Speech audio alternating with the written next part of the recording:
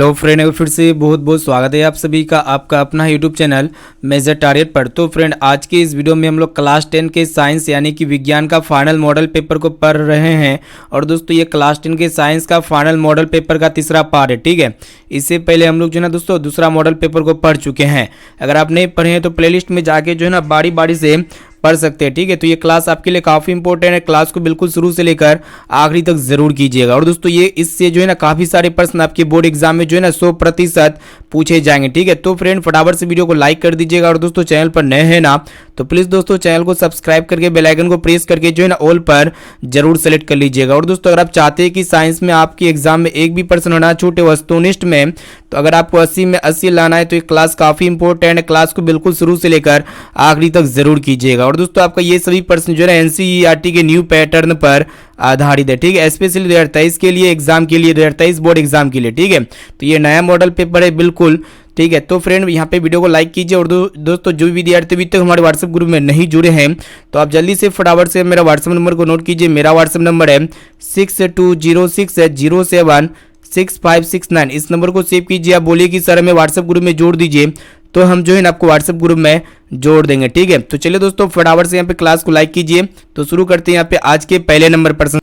तो चलिए फ्रेंड, देखते हैं यहाँ पे आज का फर्स्ट प्रश्न जो कि आपके बोर्ड एग्जाम के लिए काफ़ी महत्वपूर्ण है। तो यहाँ पे आपको बताना है कि वास्तविक वस्तु का आभासी प्रतिबिंब बनता है, यानी कि कौन सा दर्पण में जो है ना किसी भी रियल ऑब्जेक्ट का वर्चुअल इमेज बनता है। तो आपको पता होना चाहिए ये जो समतल दर्पण होते हैं यानी कि जो प्लेन मिरर होते हैं ना, उसमें वास्तविक वस्तु का आभासी प्रतिबिंब बनते हैं। यानी कि इसका ए वाला ऑप्शन जो है ना बिल्कुल ही करेक्ट आंसर हो जाएगा। और दोस्तों, ये समतल दर्पण का उपयोग हम लोग कहाँ पे करते हैं तो घरों में जो है ना हम लोग ऐनक के रूप में करते हैं। और दोस्तों, ये उत्तल दर्पण का उपयोग कहाँ पे किया जाता है, साइड मिरर के रूप में किया जाता है। और दोस्तों, ये अवतल दर्पण का उपयोग कहाँ पे किया जाता है तो डॉक्टर लोग ईएनटी के रूप में करते हैं। और इनके साथ साथ हजामती दर्पण के रूप में भी इसका उपयोग किया जाता है। ठीक है, ऐसे में तो काफी सारे उपयोग है। चलिए फ्रेंड, देखते हैं यहाँ पे नेक्स्ट क्वेश्चन की तरफ बढ़ चलती है जो कि आपके बोर्ड एग्जाम के लिए मोस्ट इंपोर्टेंट है।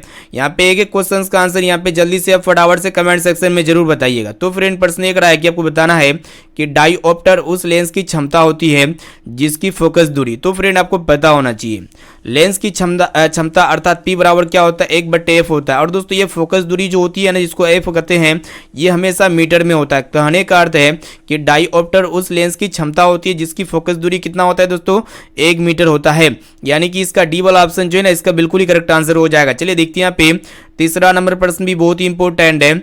यहाँ पे आपको बताना है कि किसी लेंस के बाहर की और उभरे दो गोलीय पृष्ठ हो तो उसे क्या कहेंगे। काफी सिंपल प्रश्न है। ठीक है, तो फ्रेंड आपको पता होना चाहिए कि किसी भी लेंस के बाहर दो उभरे गोलीय पृष्ठ हो, जैसे कि ये वाला दोनों पृष्ठ उभरा हुआ है। ठीक है, तो इसको हम लोग क्या कहेंगे उत्तल लेंस कहेंगे। ठीक है, काफी महत्वपूर्ण प्रश्न है आपके बोर्ड एग्जाम के लिए।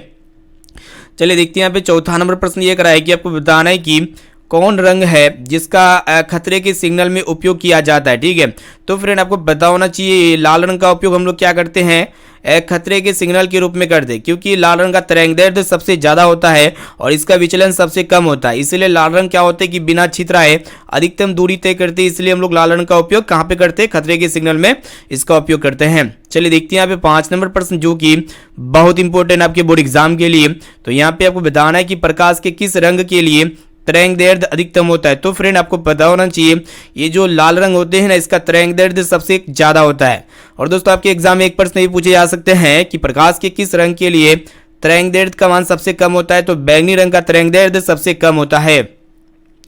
चलिए देखते हैं यहाँ पे नेक्स्ट क्वेश्चन की तरफ बढ़ चलते हैं जो कि बहुत इंपॉर्टेंट है भी प्रश्न आपके बोर्ड एग्जाम के लिए। तो यहाँ पे आपको बताना है कि निकट दृष्टि दूर करने के लिए किस लेंस का व्यवहार होता है। काफी महत्वपूर्ण प्रश्न है। तो फ्रेंड आपको पता होना चाहिए जो भी व्यक्ति निकट दृष्टि दोष से पीड़ित होता है ना तो उस व्यक्ति को अवतल लेंस से बने चश्मे का उपयोग किया जाता है। यानी कि यहाँ पे इसका बी वाला ऑप्शन जो है ना बिल्कुल ही करेक्ट आंसर हो जाएगा। चलिए देखते हैं यहाँ पे 7वां नंबर प्रश्न जो कि बहुत इंपॉर्टेंट है। यहाँ पे आपको बताना है कि किसी कुंडली का प्रतिरोध ज्ञात करने का सूत्र है। तो फ्रेंड, किसी भी कॉइल में जो रेजिस्टेंस होता है ना उसका फॉर्मूला स्पेशली क्या होता है आपको पता होना चाहिए। ओम का नियम क्या कहता है V बराबर IR होता है। ठीक है, तो यहाँ पे अगर आप ऐसे आर को ऐसे छोड़ देते तो आर बराबर क्या हो जाएगा V/I हो जाएगा, जो कि यहाँ पे ऑप्शन बी में है। इसीलिए यहाँ पे बी वाला ऑप्शन जो है ना बिल्कुल ही करेक्ट आंसर हो जाएगा। अब चलिए फ्रेंड देखते हैं यहाँ पे नेक्स्ट क्वेश्चन की तरफ बढ़ चलते हैं, जो कि आपके बोर्ड एग्जाम के लिए मोस्ट इंपोर्टेंट है। यहाँ पे आपको बताना है कि धातुओं में धारावाहक होते हैं, ठीक है। तो धातु में जो धारावाहक होते हैं ना, क्या होते हैं, मुक्त इलेक्ट्रॉन होते हैं, यानी कि फ्री इलेक्ट्रॉन होते हैं। यहाँ पे इसका बी वाला ऑप्शन जो है ना बिल्कुल ही करेक्ट आंसर हो जाएगा। चलिए देखते हैं यहाँ पे नेक्स्ट क्वेश्चन क्या कराए कि यहाँ पे आपको बताना है कि परिपथ में विद्युत धारा की माप किससे की जाती है। काफी सिंपल प्रश्न है और मोस्ट इंपोर्टेंट है। तो फ्रेंड कोई भी सर्किट होता है ना, उसमें जो इलेक्ट्रिक करंट की जो माप की जाती है किससे की जाती है, ए मीटर से की जाती है, ठीक है। और दोस्तों किसी भी परिपथ में जो विभवांतर की जो माप की जाती है ना, वोल्ट मीटर से की जाती है।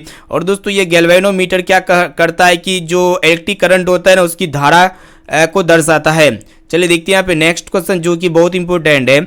यहाँ पे आपको बताना है कि विद्युत फ्यूज विद्युत धारा के किस सिद्धांत पर कार्य करता है, काफी महत्वपूर्ण है। तो फ्रेंड जो इलेक्ट्रिक फ्यूज होते हैं ना वो इलेक्ट्रिक करंट के उसमें सिद्धांत पर कार्य करता है, ठीक है। और दोस्तों आपके एग्जाम में एक प्रश्न ये पूछे जा सकते हैं कि विद्युत घंटी विद्युत धारा के किस सिद्धांत पर कार्य करता है, तो चुंबकीय, ठीक है। चलिए देखते हैं यहाँ पे नेक्स्ट क्वेश्चन जो कि बहुत इंपॉर्टेंट है। यहाँ पे आपको बताना है कि बैटरी से किस प्रकार की धारा प्राप्त होती है, ठीक है। तो फ्रेंड जो बैटरी होते हैं ना इससे डीसी करंट प्राप्त होती है, यानी कि डायरेक्ट करंट, जिसको हम लोग दिष्ट धारा कहते हैं। और दोस्तों जो डायनेमो होती है ना, इस डायनेमो से दिष्ट धारा और प्रत्यावर्ती धारा दोनों प्रकार की धाराएं प्राप्त होती है। अब चलिए फ्रेंड देखते हैं यहाँ पे नेक्स्ट क्वेश्चन की तरफ बढ़ चलते हैं, जो कि आपके बोर्ड एग्जाम के लिए अत्यंत ही महत्वपूर्ण है। तो फ्रेंड प्रश्न एक रहा है कि आपको बताना है कि निम्नलिखित में से कौन जैव मात्रा ऊर्जा स्रोत का उदाहरण नहीं है, ठीक है। तो ऐसे में तो जैव मात्रा ऊर्जा स्रोत का उदाहरण क्या क्या हो सकते हैं, जैसे कि लकड़ी है, गोबर गैस है और कोयला है। ये तीनों आपका जैव मात्रा ऊर्जा स्रोत का उदाहरण है। लेकिन ये जो नाभिकीय ऊर्जा होती है ना, ये जो मात्रा ऊर्जा स्रोत का उदाहरण हरगिज नहीं होते हैं। और दोस्तों आपको पता होना चाहिए भी, ये जो कोयला होते हैं ना अनवीकरणीय संसाधन होते हैं। चलिए देखते हैं यहाँ पे नेक्स्ट क्वेश्चन क्या कराएगी। यहाँ पे आपको बताना है कि इनमें से कौन नवीकरणीय ऊर्जा है। तो फ्रेंड नवीकरणीय ऊर्जा क्या होते हैं, जो कभी भी समाप्त नहीं होगी, ठीक है। तो यहाँ पे सौर ऊर्जा, जिसको हम लोग क्या कहेंगे, सोलर एनर्जी, इसका जो है ना दोस्तों भंडारण क्या है, कभी भी इसका समाप्त नहीं होगा, इसका भंडारण फिक्स्ड नहीं है। यहाँ पे सी वाला ऑप्शन जो है ना इसका बिल्कुल ही करेक्ट आंसर हो जाएगा। इनके अलावा आपका कोयला हो गया, पेट्रोल हो गया और प्राकृतिक गैस, ये तीनों का भंडारण फिक्स्ड है। आने वाले समय में ये तीनों समाप्त हो जाएगी, लेकिन ये सोलर एनर्जी ये कभी भी समाप्त नहीं होगी। चलिए देखते हैं यहाँ पे नेक्स्ट क्वेश्चन 14 नंबर प्रश्न भी बहुत ही इंपॉर्टेंट है। यहाँ पे आपको बताना है कि निम्न में कौन अवकारक है, ठीक है। तो फ्रेंड यहाँ पे आपको पहचानना है कि इनमें कौन अवकारक है। तो यहाँ पे हाइड्रोजन, जिसको हम लोग H2 कहेंगे, यह एक प्रकार का अवकारक है, यानी कि यहाँ पे ए वाला ऑप्शन जो है ना इसका बिल्कुल ही करेक्ट आंसर हो जाएगा। चलिए देखते हैं यहाँ पे नेक्स्ट क्वेश्चन क्या कराएगी। यहाँ पे आपको बताना है कि निम्न में से पीएच का कौन सा मान जो है ना क्षारक विलयन का मान देता है, ठीक है। तो फ्रेंड आपको पता होना चाहिए, जिस भी विलयन की पीएच का मान 7 से ज्यादा होता है तो वो विलयन क्षारीय प्रदर्शित, यानी कि क्षारक विलयन का पीएच मान कितना होता है, 7 से ज्यादा होता है। तो यहाँ पे देखिएगा 7 से ज्यादा कौन है दोस्तों, ऑप्शन डी में आपका दिया गया 13, जो कि यहाँ पे डी वाला ऑप्शन जो है ना बिल्कुल ही करेक्ट आंसर हो जाएगा। ये प्रश्न आपके बोर्ड एग्जाम के लिए मोस्ट इंपोर्टेंट है, ठीक है। चलिए देखते हैं यहाँ पे नेक्स्ट क्वेश्चन की तरफ बढ़ चलती है, जो कि अत्यंत ही महत्वपूर्ण यहाँ पे प्रश्न आपके सामने प्रस्तुत कर रहे हैं, इसलिए क्लास को बिल्कुल शुरू से लेकर आखिरी तक जरूर कीजिएगा। देखते हैं यहाँ पे 16 नंबर प्रश्न क्या कराए कि यहाँ पे आपको बताना है कि निम्नलिखित में कौन सही है, ठीक है। तो फ्रेंड यहाँ पे आपको सही पहचानना है। तो यहाँ पे देखिएगा Na2CO3 10H2, यह एक प्रकार का क्या है दोस्तों, धोवन सोडा होता है, वाशिंग सोडा। इसमें कितने अणुजल होते हैं, 10 अणुजल होते हैं, इसीलिए ये वाला ऑप्शन जो है ना बिल्कुल ही सही हो जाएगा। यहाँ पे बी वाला ऑप्शन करेक्ट आंसर हो जाएगा। देखते हैं यहाँ पे 17 नंबर प्रश्न क्या कराएगी। यहाँ पे आपको बताना है कि लिटमस रंजक बैंगनी रंग का होता है जो निकाला जाता है, ठीक है। तो फ्रेंड आपको पता होना चाहिए, ये जो लिटमस रंजक होता है ना बैंगनी रंग का होता है, जो किससे निकाला जाता है, लाइकेन से निकाला जाता है। इसीलिए यहाँ पे ए वाला ऑप्शन जो है ना बिल्कुल ही करेक्ट आंसर हो जाएगा। चलिए देखते हैं यहाँ पे नेक्स्ट क्वेश्चन, जो कि बहुत इंपॉर्टेंट है और ये भी प्रश्न जो है आपके बोर्ड एग्जाम में पूछे जाएंगे, ठीक है। तो देखिएगा प्रश्न ये कराया कि आपको बताना है कि शुष्क बुझा हुआ चूना पर क्लोरीन गैस की क्रिया से कौन सा पदार्थ बनता है, ठीक है। तो फ्रेंड आपको पता होना चाहिए, जो शुष्क बुझा हुआ चूना होता है ना उसमें जब क्लोरीन गैस प्रवाह करते हैं तो इससे कौन सा पदार्थ बनता है, तो विरंजक चूर्ण बनता है, ठीक है, जिसे आपको याद होना चाहिए, जो कि यहाँ पे ए ऑप्शन में दिया गया है। इसीलिए यहाँ पे ए वाला ऑप्शन जो है ना इसका बिल्कुल ही करेक्ट आंसर हो जाएगा। चलिए देखते हैं यहाँ पे नेक्स्ट क्वेश्चन की तरफ बढ़ चलते हैं। तो फ्रेंड एक देखिएगा यहाँ पे 19 नंबर प्रश्न क्या कराएगी। यहाँ पे आपको बताना है कि सोडियम क्लोराइड का पीएच मान लगभग कितना होता है, ठीक है। तो फ्रेंड ये जो सोडियम क्लोराइड होता है ना, इसका पीएच मान कितना होता है, 14 होता है। ठीक है, इसको अच्छी तरीके से याद कर लीजिएगा। यहाँ पे डी वाला ऑप्शन जो है ना बिल्कुल ही करेक्ट आंसर हो जाएगा। चलिए देखते हैं यहाँ पे नेक्स्ट क्वेश्चन क्या कराएगी। यहाँ पे आपको बताना है कि नीला थोथा का रासायनिक सूत्र क्या होता है। काफी महत्वपूर्ण ये प्रश्न आपके बोर्ड एग्जाम में पूछे जाएंगे। ठीक है, तो फ्रेंड जो नीला थोथा होता है ना, इसका जो केमिकल फॉर्मूला होता है कितना होता है वही आपको बताना है। तो CuSO4 5H2 होता है। ठीक है, यानी कि यहाँ पे बी वाला ऑप्शन जो है ना इसका बिल्कुल ही करेक्ट आंसर हो जाएगा। अब चलिए फ्रेंड देखते हैं यहाँ पे 21 नंबर प्रश्न क्या कराएगी। यहाँ पे आपको बताना है कि जब सोडियम हाइड्रोक्साइड जिंक से भी क्रिया करता है तो कौन सा उत्पाद बनता है, यानी कि कौन सा प्रोडक्ट बनता है वही आपको बता देना है। ठीक है, तो फ्रेंड यहाँ पे Na2ZnO2 प्लस H2 बनता है। इसको अच्छी तरीके से याद कर लीजिए। यहाँ पे डी वाला ऑप्शन जो है ना इसका बिल्कुल ही करेक्ट आंसर हो जाएगा। चलिए देखते हैं यहाँ पे नेक्स्ट क्वेश्चन जो कि बहुत इंपॉर्टेंट है। यहाँ पे आपको बताना है कि पित्तल है। तो फ्रेंड जो पित्तल होते हैं ना, ये आपका कॉपर और जिंक का क्या होते हैं, मिश्र धातु होते हैं। ठीक है, यानी कि यहाँ पे सी वाला ऑप्शन जो है ना इसका बिल्कुल ही करेक्ट आंसर हो जाएगा। अब चलिए फ्रेंड देखते हैं यहाँ पे नेक्स्ट क्वेश्चन की तरफ बढ़ चलती है जो कि बहुत इंपॉर्टेंट है। यहाँ पे आपको बताना है कि क्रोमिन अधातु की अवस्था होती है। ठीक है, तो फ्रेंड ये जो क्रोमिन होते हैं ना, एक प्रकार का अधातु होते हैं। ये कौन सी अवस्था में पाई जाती है, तो द्रव अवस्था में पाई जाती है। यानी कि यहाँ पे सी वाला ऑप्शन जो है ना इसका बिल्कुल ही करेक्ट आंसर हो जाएगा। चलिए फ्रेंड देखते हैं यहाँ पे नेक्स्ट क्वेश्चन की तरफ बढ़ चलती है जो कि अत्यंत ही महत्वपूर्ण है। देखिएगा प्रश्न ये कराएगी, आपको बताना है कि निम्न में से किस हाइड्रोकार्बन के 3 आबंध है। ठीक है, तो यहाँ पे कौन सा हाइड्रोकार्बन के 3 आबंध यानी कि ट्रिपल बॉन्डिंग होते हैं, तो C3H4 के होते हैं। इसे आपको याद होना चाहिए। यहाँ पे सी वाला ऑप्शन जो है ना इसका बिल्कुल ही करेक्ट आंसर हो जाएगा। चलिए देखते हैं यहाँ पे नेक्स्ट क्वेश्चन क्या कराएगी। यहाँ पे आपको बताना है कि चीनी का रासायनिक सूत्र क्या होता है। ठीक है, तो फ्रेंड काफी सिंपल प्रश्न है। तो चीनी का जो केमिकल फॉर्मूला होता है क्या होता है, C12H22 होते हैं, जो कि यहाँ पे सी ऑप्शन में दिया गया है। इसीलिए यहाँ पे सी वाला ऑप्शन जो है ना बिल्कुल ही करेक्ट आंसर हो जाएगा। चलिए देखते हैं यहाँ पे अगला प्रश्न क्या कराएगी। यहाँ पे आपको बताना है कि हीलियम परमाणु के बृहत्तम कक्षा में कितने इलेक्ट्रॉन रहते हैं। ठीक है, तो हीलियम का परमाणु एटॉमिक नंबर कितना होता है, 2 होता है। ठीक है, और इसमें ऑब्वियसली बात है कि प्रथम कक्षा में कितने इलेक्ट्रॉन भरे जाते हैं, 2 भरे जाते हैं। तो यही पहला वाला कक्षा ही बाहरी कक्षा होगा। तो यहाँ पे ऑप्शन बी में आपका दिया गया है 2, जो कि यहाँ पे बी ऑप्शन में है। इसीलिए यहाँ पे बी वाला ऑप्शन जो है ना बिल्कुल ही सही उत्तर हो जाएगा। चलिए देखते हैं यहाँ पे 27 नंबर प्रश्न जो कि बहुत इंपॉर्टेंट है। यहाँ पे आपको बताना है कि स्वपोषी पोषण के लिए आवश्यक है। ठीक है, तो फ्रेंड स्वपोषी पोषण जो खुद से पोषण प्राप्त करते हैं तो उसके लिए क्या क्या आवश्यक होते हैं, CO2 आवश्यक होते हैं, क्लोरोफिल आवश्यक होते हैं, सूर्य प्रकाश आवश्यक होते हैं। यानी कि ये सभी आवश्यक होते हैं, जो कि यहाँ पे डी ऑप्शन में दिया गया है। यहाँ पे डी वाला ऑप्शन जो है ना इसका बिल्कुल ही करेक्ट आंसर हो जाएगा। चलिए देखते हैं यहाँ पे नेक्स्ट क्वेश्चन जो कि बहुत इंपॉर्टेंट है। यहाँ पे आपको बताना है कि कवक में पोषण की कौन सी विधि है। ठीक है, तो फ्रेंड जो कवक होते हैं ना, ये मृत जीवी विधि के द्वारा पोषण प्राप्त करते हैं। यानी कि यहाँ पे इसका बी वाला ऑप्शन जो है ना बिल्कुल ही करेक्ट आंसर हो जाएगा। चलिए देखते हैं यहाँ पे अगला प्रश्न की तरफ बढ़ चलती है जो कि अत्यंत ही महत्वपूर्ण है। तो फ्रेंड यहाँ पे देखिएगा 29 नंबर प्रश्न जो कि बोर्ड एग्जाम में पूछे जाएंगे। इनमें से काफी सारे प्रश्न जो है ना आपके फाइनल एग्जाम में रहेगा ही रहेगा। तो यहाँ पे आपको बताना है कि क्लोरोफिल वर्णक का रंग है। ठीक है, तो फ्रेंड जो क्लोरोफिल होते हैं ना, जिसको हम लोग क्या कहते हैं, पर्णहरित भी कहते हैं, तो इसका रंग क्या होता है, हरा होता है। ठीक है, यानी कि यहाँ पे ए वाला ऑप्शन जो है ना बिल्कुल ही करेक्ट आंसर हो जाएगा। चलिए देखते हैं यहाँ पे 30 नंबर प्रश्न क्या कराएगी। यहाँ पे आपको बताना है कि पायरुवेट के विखंडन से यह कार्बन डाइऑक्साइड जल तथा ऊर्जा देता है। तो ये क्रिया कहाँ पे होता है, किस में होता है, तो माइटोकॉन्ड्रिया में होता है। और दोस्तों आपके एग्जाम में एक प्रश्न नहीं पूछे आते हैं कि कोशिका का पावर हाउस किसे कहा जाता है, तो यही माइटोकॉन्ड्रिया को कहा जाता है। ठीक है, इसको अच्छी तरीके से याद कर लीजिएगा। चलिए देखते हैं यहाँ पे नेक्स्ट क्वेश्चन क्या कराएगी। यहाँ पे आपको बताना है कि यदि हमारे आहार में आयोडीन की कमी है तो हमें किस रोग की होने की संभावना है। ठीक है, तो काफी सिंपल प्रश्न है। अगर हमारे भोजन में आयोडीन की कमी हो जाता है ना दोस्तों, तो कौन सा रोग का सामना करना पड़ेगा, तो घेंगा रोग हो सकता है, जिसको ग्वाइटर भी कहते हैं।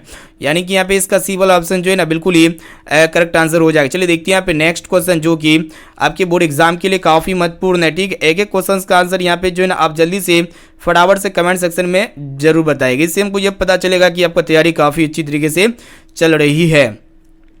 चलिए देखते हैं यहाँ पे नेक्स्ट क्वेश्चन। यहाँ पे आपको बताना है कि एस्ट्रोजन स्रावित होता है। यानी कि एस्ट्रोजन जो है ना दोस्तों एक प्रकार का हार्मोन होते हैं। ये कहाँ से स्रावित होता है, किसके द्वारा होता है, तो अंडाशय के द्वारा स्रावित होता है, जो कि एक प्रकार का मादा हार्मोन होते हैं। यहाँ पे बी वाला ऑप्शन जो है ना इसका बिल्कुल ही करेक्ट आंसर हो जाएगा। चलिए देखते हैं यहाँ पे नेक्स्ट क्वेश्चन जो कि बहुत इंपॉर्टेंट है। तो फ्रेंड यहाँ पे आपको बताना है कि मनुष्य में ऐच्छिक गतियों का नियंत्रण किसके द्वारा होता है, काफी इंपॉर्टेंट है। तो फटाफट से कमेंट सेक्शन में जाके एक एक क्वेश्चन का आंसर जो है ना यहाँ पे बता सकते हैं ताकि हमको ये पता चलेगा कि आपका तैयारी जो है ना बहुत ही अच्छी तरीके से चल रही है, ठीक है। इसीलिए यहाँ पे बेझिझक जाके कमेंट जरूर कीजिएगा एक एक क्वेश्चन का आंसर, ठीक है। तो यहाँ पे आपको बताना है कि मनुष्य की ऐच्छिक गतियों का जो नियंत्रण होता है किसके द्वारा होता है, सेरिबेलम के द्वारा होता है, ठीक है।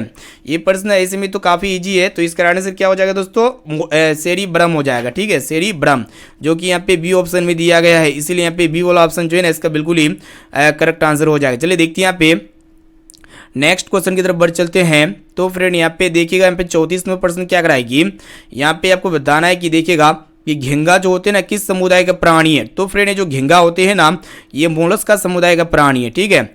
इसलिए यहाँ पे ए वाला ऑप्शन जो है ना इसका बिल्कुल ही करेक्ट आंसर हो जाएगा। चलिए देखते हैं यहाँ पे अगला प्रश्न क्या कराएगी। यहाँ पे आपको बताना है कि निम्नलिखित में से कौन सा जंतु उभयलिंगी है। तो फ्रेंड यहाँ पे जो केचुआ है ना ये एक प्रकार का उभयलिंगी जंतु है, जो कि यहाँ पे डी ऑप्शन में है। इसीलिए यहाँ पे डी वाला ऑप्शन जो है ना बिल्कुल ही करेक्ट आंसर हो जाएगा। चलिए देखते हैं यहाँ पे अगला प्रश्न क्या कराएगी। यहाँ पे आपको बताना है कि परागकोश में होते हैं, ठीक है। तो फ्रेंड परागकोश में क्या होते हैं, परागकण होते हैं। ये काफी सिंपल प्रश्न है, यहाँ पे इसका डी वाला ऑप्शन जो है ना बिल्कुल ही करेक्ट आंसर हो जाएगा। चलिए देखते हैं यहाँ पे अगला प्रश्न क्या कराएगी। यहाँ पे आपको बताना है कि मनुष्य में कितने जोड़े क्रोमोसोम यानी कि गुणसूत्र होते हैं। तो 23वें जोड़े गुणसूत्र पाए जाते हैं। और दोस्तों आपके एग्जाम में एक प्रश्न कुछ इस प्रकार पूछ सकते हैं कि मनुष्य में गुणसूत्रों की संख्या कितनी होती है। तो 46 यानी कि 46 गुणसूत्र होते हैं टोटली। चलिए देखते हैं यहाँ पे नेक्स्ट क्वेश्चन जो कि अत्यंत ही महत्वपूर्ण है। तो फ्रेंड यहाँ पे आपको बताना है कि निम्नलिखित में से किसे आप उपभोक्ता की श्रेणी में रखेंगे, ठीक है। तो फ्रेंड जो जंगली जानवर है ना इसे हम लोग उपभोक्ता की श्रेणी में रखेंगे। और दोस्तों जो हरे पौधे होते हैं ना क्या होते हैं, उत्पादक होते हैं। चलिए देखते हैं यहाँ पे नेक्स्ट क्वेश्चन आपको बताना है कि पर्यावरण बचाने के लिए 3 प्रकार के आर का उपयोग किया जाता है। इसका मतलब क्या होता है, ठीक है। तो 3 प्रकार का आर का मतलब क्या होता है दोस्तों, कम उपयोग होते हैं, पुनर्चक्रण होते हैं जिसको हम लोग रिसाइकिल बिन भी कहते हैं, और पुनः उपयोग रीयूज भी होते हैं। और यहाँ पे यानी कि इनमें से सभी होते हैं, जो कि यहाँ पे डी ऑप्शन में दिया गया है। यहाँ पे डी वाला ऑप्शन जो है ना इसका बिल्कुल ही करेक्ट आंसर हो जाएगा। चलिए देखते हैं यहाँ पे नेक्स्ट क्वेश्चन। यहाँ पे आपको बताना है कि किन कारणों से प्राकृतिक संसाधन नष्ट हो रहे हैं, ठीक है। तो फ्रेंड यहाँ पे देखिएगा प्रमुख कारण कुछ इस प्रकार है, जैसे कि शहरीकरण हो गया, प्रदूषण हो गया। यानी कि ये 2 कारण से क्या हो रहा है कि प्राकृतिक संसाधन धीरे धीरे नष्ट हो रहे हैं। इसीलिए यहाँ पे सी ऑप्शन में दिया गया है, ए और बी दोनों। यहाँ पे सी वाला ऑप्शन जो है ना बिल्कुल ही करेक्ट आंसर हो जाएगा। चलिए दोस्तों देखते हैं यहाँ पे नेक्स्ट क्वेश्चन जो कि आपकी बोर्ड एग्जाम के लिए अत्यंत ही महत्वपूर्ण है। यहाँ पे आपको बताना है कि फ्लोबिंग के वाम हस्त नियम, जिसको हम लोग बाएं हाथ के नियम के नाम से भी जानते हैं, कि तर्जनी संकेत करती है, ठीक है। तो फ्रेंड तर्जनी जो संकेत करती है बाएं हाथ के नियम फ्लोबिंग में चुंबकीय क्षेत्र की दिशा को इंडिकेट करता बताता है।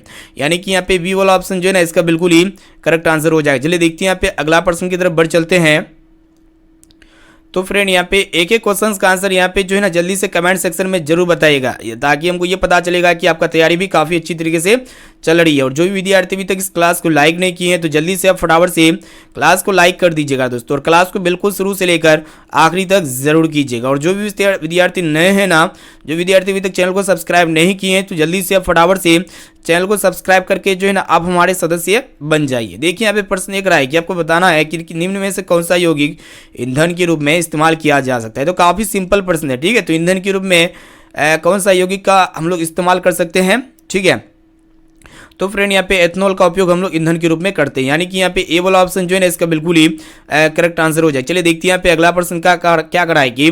आपको बताना है कि कौन सा पदार्थ जो होते हैं ना लाल लिटमस पत्र को नीला कर देते हैं। तो काफी सिंपल प्रश्न है, तो फ्रेंड आपको पता होना चाहिए जो क्षार होते हैं ना क्या करते हैं कि लाल लिटमस पत्र को नीला कर देते हैं। यानी कि इसका बी वाला ऑप्शन जो है ना बिल्कुल ही करेक्ट आंसर हो जाएगा। और दोस्तों जो अम्ल होते हैं ना ये नीले लिटमस पत्र को क्या कर देते हैं, लाल कर देते हैं। देखते हैं यहाँ पे नेक्स्ट क्वेश्चन जो कि बहुत इंपॉर्टेंट है। यहाँ पे आपको बताना है कि नई कार्तीय चिन्ह परिपाटी के अनुसार दर्पण के सामने रखे गए बीम की दूरी ली जाती है, ठीक है। तो दर्पण के सामने रखे गए बीम की दूरी जो ली जाती है ना हमेशा ऋणात्मक ली जाती है। यानी कि यहाँ पे बी वाला ऑप्शन जो है ना बिल्कुल ही करेक्ट आंसर हो जाएगा। चलिए देखते हैं यहाँ पे नेक्स्ट क्वेश्चन की तरफ बढ़ चलते हैं। तो फ्रेंड यहाँ पे 45वां प्रश्न भी बहुत ही इंपॉर्टेंट है। यहाँ पे आपको बताना है कि खाद्य पदार्थ के डब्बों पर जिंक के बजाय टीन का लेप होता है, क्योंकि आपको पता होना चाहिए कि टीन की अपेक्षा जिंक जो होते हैं ना अधिक अभिक्रियाशील होते हैं। इसीलिए खाद्य पदार्थ के डब्बों पर जिंक के बजाय किसका लेप होता है, टीन का लेप होता है। इसीलिए यहाँ पे सी वाला ऑप्शन जो है ना बिल्कुल ही करेक्ट आंसर हो जाएगा। चलिए देखते हैं यहाँ पे अगला प्रश्न क्या कराएगी। यहाँ पे आपको बताना है कि निम्न में से कौन सा अंग जो है ना दोस्तों संवेदी ग्राही नहीं है, ठीक है। तो यहाँ पे दिमाग जो है ना ये संवेदी ग्राही नहीं है। इसलिए यहाँ पे डी वाला ऑप्शन जो है ना इसका बिल्कुल ही करेक्ट आंसर हो जाएगा। चलिए देखते हैं यहाँ पे अगला प्रश्न जो कि बहुत इंपॉर्टेंट है। तो फ्रेंड यहाँ पे आपको बताना है कि समांतर क्रम में संयोजित प्रतिरोधों की संख्या घटने के उपरांत संयोजित प्रतिरोधों की का कुल प्रतिरोध क्या होगा, बढ़ता है या फिर घटता है या फिर अपरिवर्तित रहता है या फिर इनमें से कोई नहीं। तो समांतर क्रम में संयोजित प्रतिरोधों की संख्या घटने के उपरांत में संयोजित प्रतिरोधों का जो कुल प्रतिरोध होता है ना दोस्तों क्या होता है, बढ़ता है। यानी कि यहाँ पे ए वाला ऑप्शन जो है ना बिल्कुल ही करेक्ट आंसर हो जाएगा। चलिए देखते हैं यहाँ पे नेक्स्ट क्वेश्चन की तरफ बढ़ चलते हैं जो कि बहुत इंपॉर्टेंट है, ठीक है। तो फ्रेंड प्रश्न ये करा है कि आपको बताना है कि समजात अंग का उदाहरण है, ठीक है। तो समजात अंग का उदाहरण क्या होंगे, हमारे हाथ और कुत्ते के अग्रपाद यानी कि आगे वाला पैर, ये क्या होते हैं, समजात अंग के उदाहरण होते हैं। यानी कि यहाँ पे ए वाला ऑप्शन जो है ना इसका बिल्कुल ही सही उत्तर हो जाएगा। चलिए देखते हैं यहाँ पे 50 नंबर प्रश्न क्या करा है कि यहाँ पे आपको बताना है कि निम्नलिखित में से कौन जो है ना मलेरिया परजीवी है। तो फ्रेंड यहाँ पे मलेरिया परजीवी कौन होगा, प्लाज्मोडियम हो जाएगा, जो कि यहाँ पे ऑप्शन ए में आपका दिया गया है, इसलिए यहाँ पे जो है ना ऑप्शन नंबर ए जो है ना बिल्कुल ही करेक्ट आंसर हो जाएगा। चलिए देखते हैं यहाँ पे अगला प्रश्न क्या कराएगी। यहाँ पे आपको बताना है कि निम्न में से जो है ना दोस्तों उत्तम ऊर्जा का स्रोत कौन सा है। तो यहाँ पे उत्तम ऊर्जा का स्रोत क्या होगा दोस्तों, बायोमास होगा, जो कि यहाँ पे डी ऑप्शन में है, ठीक है। चलिए देखते हैं यहाँ पे नेक्स्ट क्वेश्चन की तरफ बढ़ चलते हैं जो कि अत्यंत ही महत्वपूर्ण है। यहाँ पे आपको बताना है प्रश्न ये कराएगी सल्फर परमाणु के बढ़ात्म कक्षा में इलेक्ट्रॉन की संख्या होती है। तो सबसे पहले यहाँ पे सल्फर का एटॉमिक नंबर पता कीजिए कितना होता है। तो आप बोलेंगे सर 16 होता है, ठीक है। तो यहाँ पे 16 जो होता है तो प्रथम कक्षा में कितने इलेक्ट्रॉन भरे जाते हैं, 2 भरे जाते हैं, और दूसरा कक्षा में 8। तो यहाँ पे टोटली प्रथम कक्षा में 2 इलेक्ट्रॉन, दूसरा कक्षा में 8 भरे जाएंगे, तो तीसरा कक्षा में कितना यहाँ पे डालेंगे तो 16 हो जाएगा। तो ऑब्वियसली आप बोलेंगे कि 6, क्योंकि यहाँ पे 8 2 10 और 6 होता है, मतलब टोटली कितना होता है दोस्तों 16 होता है। तो बढ़ात्म कक्षा में इलेक्ट्रॉन की संख्या कितना हो जाएगा, 6 हो जाएगा, जो कि यहाँ पे सी ऑप्शन में है। इसलिए यहाँ पे सी वाला ऑप्शन जो है ना इसका बिल्कुल ही राइट आंसर हो जाएगा। चलिए देखते हैं यहाँ पे नेक्स्ट क्वेश्चन क्या कराएगी। यहाँ पे आपको बताना है कि मानव हृदय में कोष्ठकों की संख्या कितनी होती है। तो मानव हृदय में जो कोष्ठकों की जो संख्या होती है ना कितनी होती है, 3 या 4 या फिर 2 या 5, तो कितनी होती है, 4 होती है। इसे आपको याद होना चाहिए। यहाँ पे सी वाला ऑप्शन जो है ना बिल्कुल ही करेक्ट आंसर हो जाएगा। चलिए देखते हैं यहाँ पे अगला प्रश्न क्या कराएगी। यहाँ पे आपको बताना है कि कवक में पोषण की कौन सी विधि पाई जाती है, ठीक है। तो फ्रेंड जो कवक होते हैं ना मृतजीवी विधि के द्वारा अपना पोषण प्राप्त करते हैं, जो कि यहाँ पे ए ऑप्शन में दिया गया है। इसीलिए यहाँ पे ए वाला ऑप्शन जो है ना बिल्कुल ही राइट आंसर हो जाएगा। चलिए देखते हैं यहाँ पे अगला प्रश्न क्या कराएगी। यहाँ पे आपको बताना है कि निम्न में से कौन सा जो है ना दोस्तों असंतृप्त हाइड्रोकार्बन है। तो यहाँ पे जो असंतृप्त हाइड्रोकार्बन है कौन है, वही आपको बताना है। तो फ्रेंड यहाँ पे C2H4 क्या होंगे, असंतृप्त हाइड्रोकार्बन होंगे, जो कि यहाँ पे सी ऑप्शन में है। इसलिए यहाँ पे सी वाला ऑप्शन जो है ना बिल्कुल ही राइट आंसर हो जाएगा। चलिए देखते हैं यहाँ पे अगला प्रश्न की तरफ बढ़ चलते हैं जो कि अत्यंत ही महत्वपूर्ण है। यहाँ पे आपको बताना है कि निम्न में से किस लेंस की फोकस दूरी धनात्मक होती है। तो आपको पता होना चाहिए ये जो उत्तल लेंस होती है ना इसकी फोकस दूरी क्या होती है दोस्तों, पॉजिटिव होती है, यानी कि धनात्मक होती है। और दोस्तों ये अवतल लेंस की फोकस दूरी क्या होती है, ऋणात्मक होती है। चलिए देखते हैं यहाँ पे नेक्स्ट क्वेश्चन। यहाँ पे आपको बताना है कि किस लेंस का उपयोग जो है ना दीर्घ दृष्टि दोष को संशोधित किया जा सकता है। तो आपको पता होना चाहिए दीर्घ दृष्टि दोष कहे तो मतलब दूर दृष्टि दोष को संशोधित करने के लिए हम लोग किस लेंस का उपयोग करेंगे, तो उत्तल लेंस का उपयोग करेंगे, जो कि यहाँ पे बी ऑप्शन में है। इसलिए यहाँ पे बी वाला ऑप्शन जो है ना इसका बिल्कुल ही राइट आंसर हो जाएगा। चलिए देखते हैं यहाँ पे अगला प्रश्न जो कि बहुत इंपॉर्टेंट है। यहाँ पे आपको बताना है कि एल्यूमिनियम पर मोटी ऑक्साइड की परत बनाने की प्रक्रिया को क्या कहते हैं। काफी इंपॉर्टेंट प्रश्न है। तो एल्यूमिनियम पर मोटी ऑक्साइड की परत बनाने की प्रक्रिया को हम लोग क्या कहेंगे, एनोडीकरण कहेंगे, ठीक है। इसलिए यहाँ पे बी वाला ऑप्शन जो है ना इसका बिल्कुल ही करेक्ट आंसर हो जाएगा। चलिए देखते हैं यहाँ पे अगला प्रश्न क्या कराएगी। यहाँ पे आपको बताना है कि विद्युत ऊर्जा का व्यापारिक मात्रक क्या होता है। तो आप कहेंगे यूनिट, जो कि काफी सिंपल प्रश्न है। यहाँ पे सी वाला ऑप्शन जो है ना इसका बिल्कुल ही राइट आंसर हो जाएगा। चलिए देखते हैं यहाँ पे अगला प्रश्न क्या कराएगी। यहाँ पे आपको बताना है कि सामान्य नेत्र के लिए दूर बिंदु, जिसको हम लोग क्या कहते हैं, फार पॉइंट कहते हैं, तो कितने होते हैं, अनंत होते, जो कि यहाँ पे डी ऑप्शन में है।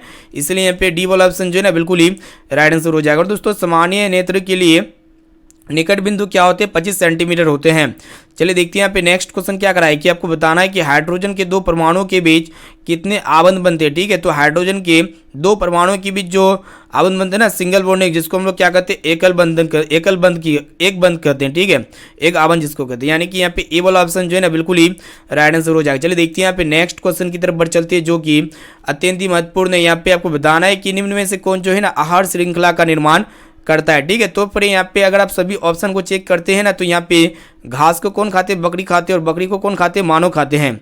यानी कि एक प्रकार का आहार श्रृंखला का निर्माण करते हैं, जो कि यहाँ पे बी ऑप्शन में दिया गया है। इसीलिए यहाँ पे इसका बी वाला ऑप्शन जो है ना बिल्कुल ही राइट आंसर हो जाएगा। चलिए देखते हैं यहाँ पे नेक्स्ट क्वेश्चन जो कि बहुत इंपॉर्टेंट है, और ये भी प्रश्न जो है आपके बोर्ड एग्जाम में पूछे जाएंगे। तो यहाँ पे आपको बताना है कि कौन जो है ना अंतःस्रावी और बाह्य ग्रंथि जैसा कार्य नहीं करता है। तो फ्रेंड ये जो अंडाशय ग्रंथि होते हैं ना, ये अंतःस्रावी और बाह्य ग्रंथि जैसा कार्य नहीं करता है, इसीलिए यहाँ पे सी वाला ऑप्शन जो है ना इसका बिल्कुल ही राइट आंसर हो जाएगा। चलिए देखते हैं यहाँ पे नेक्स्ट क्वेश्चन आपको बताना है कि कौन सा जो है ना कौन सा कार्बन यौगिक सबसे अधिक अभिक्रियाशील है। ठीक है, तो यहाँ पे जो सबसे अधिक अभिक्रियाशील कार्बन यौगिक होंगे कौन सा होंगे, C2H4 होंगे, जो कि यहाँ पे सी ऑप्शन में है, इसलिए यहाँ पे सी वाला ऑप्शन इसका जो है ना बिल्कुल ही राइट आंसर हो जाएगा। चलिए देखते हैं यहाँ पे अगला प्रश्न क्या कराएगी। यहाँ पे आपको बताना है कि किस दर्पण का उपयोग सामान्यतः वाहनों का पस दृश्य दर्पण के रूप में प्रयोग किया जाता है, यानी कि उपयोग किया जाता है, जिसको हम लोग क्या कहते हैं, साइड मिरर के रूप में भी जानते हैं। ठीक है, तो फ्रेंड आपको पता होना चाहिए उत्तल दर्पण का उपयोग हम लोग किस रूप में करते हैं, वाहनों के पार्श्व पक्ष दृश्य दर्पण के रूप में करते हैं, यानी कि यहाँ पे सी वाला ऑप्शन जो है ना इसका बिल्कुल ही राइट आंसर हो जाएगा। चलिए देखते हैं यहाँ पे नेक्स्ट क्वेश्चन की तरफ बढ़ चलते हैं।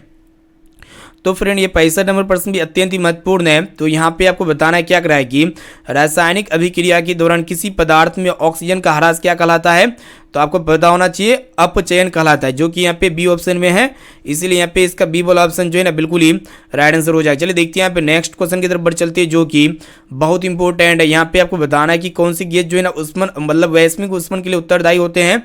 तो आपको पता होना चाहिए जो CO2 गैस होते हैं, जिसको हम लोग कार्बन डाइऑक्साइड गैस कहते हैं, ये वैश्विक उष्मन के लिए उत्तरदायी होते हैं। और दोस्तों वायुमंडल में जो CO2 गैस पाई जाती है ना, कितने प्रतिशत पाई जाती है, तो 0.03% पाई जाती है। ठीक है, और ऑक्सीजन गैस कितने प्रतिशत पाई जाती है, तो लगभग 21% पाई जाती है। और दोस्तों ये जो नाइट्रोजन गैस होती है ना वायुमंडल में सबसे ज्यादा मात्रा में पाई जाती है, जो कि 78% होती है। ठीक है, चलिए देखते हैं यहाँ पे नेक्स्ट क्वेश्चन आपको बताना है कि पीतरस कहाँ से स्रावित होता है। तो फ्रेंड जो पीतरस होते हैं कहाँ से स्रावित होता है वही आपको बता देना है। ठीक है, काफी महत्वपूर्ण है। तो ये अग्नाशय से स्रावित होता है, यानी कि यहाँ पे ए वाला ऑप्शन जो है ना इसका बिल्कुल ही राइट आंसर हो जाएगा। चलिए देखते हैं यहाँ पे अगला प्रश्न क्या कराएगी। यहाँ पे आपको बताना है कि कौन सा अभिलक्षण जो है ना वंशागत नहीं है। तो फ्रेंड यहाँ पे चमड़ी का रंग जो है ना ये वंशागत अभिलक्षण नहीं है। चलिए देखते हैं यहाँ पे अगला प्रश्न क्या कराएगी। यहाँ पे आपको बताना है कि आधुनिक आवर्त सारणी में समूहों की संख्या होती है। ठीक है, तो फ्रेंड आधुनिक आवर्त सारणी जो होती है ना उसमें समूह की संख्या कितनी होती है, जिसको वर्ग भी कहते हैं। तो टोटली यहाँ पे 18 वर्ग होते हैं। ठीक है, और यहाँ पे आधुनिक आवर्त सारणी में आवर्तों की संख्या कितनी होती है, 7 होती है। 7 में से भी आपको याद होना चाहिए। चलिए देखते हैं यहाँ पे नेक्स्ट क्वेश्चन की तरफ बढ़ चलती है, जो कि अत्यंत ही महत्वपूर्ण है। तो फ्रेंड यहाँ पे आपको बताना है कि ग्लूकोज के एक अणु में ऑक्सीजन के कितने परमाणु होते हैं। तो ग्लूकोज के एक ऑक्सीजन में यहाँ पे देखिएगा, सबसे पहले यहाँ पे ग्लूकोज का अणु सूत्र आपको पता होना चाहिए। तो यहाँ पे क्या होते हैं दोस्तों, C6H12 होते हैं और यहाँ पे O6 होते हैं। ठीक है, तो यहाँ पे ऑक्सीजन का कितने परमाणु है, तो यहाँ पे टोटली 6 परमाणु है, जो कि यहाँ पे ऑप्शन बी में है, इसीलिए यहाँ पे बी वाला ऑप्शन जो है ना इसका बिल्कुल ही राइट आंसर हो जाएगा। चलिए देखते हैं यहाँ पे अगला प्रश्न क्या कराएगी। यहाँ पे आपको बताना है कि शुद्ध जल का pH मान होता है। ठीक है, तो फ्रेंड आपको पता होना चाहिए जो शुद्ध जल होते हैं ना क्या होते हैं, उदासीन होते हैं। और उदासीन विलयन यानी कि उदासीन जल का pH मान कितना होंगे, 7 होंगे, जो कि यहाँ पे बी ऑप्शन में है, इसीलिए यहाँ पे इसका बी वाला ऑप्शन जो है ना बिल्कुल ही राइट आंसर हो जाएगा। चलिए देखते हैं यहाँ पे अगला प्रश्न क्या कराएगी। आपको बताना है कि किस वर्ण यानी कि रंग का तरंगदैर्ध्य सबसे बड़ा है। तो ये लाल रंग का तरंगदैर्ध्य क्या होते हैं, सबसे ज्यादा यानी कि सबसे बड़ा होते हैं, इसलिए जो है ना यहाँ पे ए वाला ऑप्शन जो है ना बिल्कुल ही करेक्ट आंसर हो जाएगा। ठीक है, और दोस्तों इसके आगे जो है ना यहाँ पे प्रश्न यहाँ पे गलती से बुक वाले यहाँ पे रिपीट कर दिए, तो देख सकते हैं यहाँ पे रिपीटेड प्रश्न है जो हम आपको पहले पढ़ा चुके हैं। तो यहाँ पे टोटली जो है ना 1 से लेकर 80 तक हम लोग यहाँ पे प्रश्न हम आपको बता चुके हैं। ठीक है, तो यहाँ पे इसका PDF भी हम फ्री में देंगे, अपने वेबसाइट पे डाल देंगे, वहाँ से जाके जो है ना दोस्तों आप इजीली PDF को डाउनलोड कर सकते हैं और बोर्ड एग्जाम की तैयारी काफ़ी अच्छी तरीके से कर सकते हैं। ठीक है, तो इस क्लास में जितने भी क्वेश्चन हम पढ़ाए ना सभी क्वेश्चन आपके एग्जाम के लिए MBBI था। तो एक भी क्वेश्चन को आपको स्किप नहीं करना है, एक क्वेश्चन को जो है अच्छी तरीके से याद कर लेना है, क्योंकि ये सभी प्रश्न जो है आपके बोर्ड एग्जाम 2023 में 100% पूछे ही जाएंगे। ठीक है, मेरा गारंटी है, इसलिए एक क्वेश्चन को अच्छी तरीके से याद कर लेना है। ठीक है, और दोस्तों यहाँ पे इसका PDF हम अपने वेबसाइट में फ्री ऑफ कॉस्ट डाल देंगे, वहाँ से आप PDF को ईजिली डाउनलोड भी कर सकते हैं। और जो भी विद्यार्थी हमारे व्हाट्सएप ग्रुप में जुड़ना चाहते हैं, डेली टेस्ट वहाँ पे दे सकते हैं व्हाट्सएप ग्रुप में। तो यहाँ पे व्हाट्सएप नंबर को नोट कीजिए, मेरा व्हाट्सएप नंबर है 6206076569। इस नंबर को सेव कीजिए, आप बोलिए कि सर हमें व्हाट्सएप ग्रुप में जोड़ दीजिए, तो हम जो है ना आपको व्हाट्सएप ग्रुप में जोड़ देंगे। ठीक है, और यहाँ पे जो भी विद्यार्थी अभी तक इस वीडियो को लाइक नहीं किए तो फटाफट से यहाँ पे जल्दी से आप वीडियो को लाइक कर दीजिएगा। और चैनल पर नए हैं ना तो प्लीज़ दोस्तों जल्दी से आप फटाफट से चैनल को भी सब्सक्राइब कर लीजिएगा। ठीक है, तो फिर मिलती है यहाँ पे अगले क्लास में। जब तक आप अपना यहाँ पे सेल्फ स्टडी में ध्यान दीजिए, मन से पढ़ाई कीजिए, कंसंट्रेट होकर फोकस कीजिए, पढ़ाई में इधर उधर ध्यान मत दीजिए, क्योंकि यहाँ पे समय काफ़ी नज़दीक है। ठीक है, तो फिर मिलती है यहाँ पे अगले क्लास में। आज के लिए इतना ही, थैंक यू, वंदे मातरम।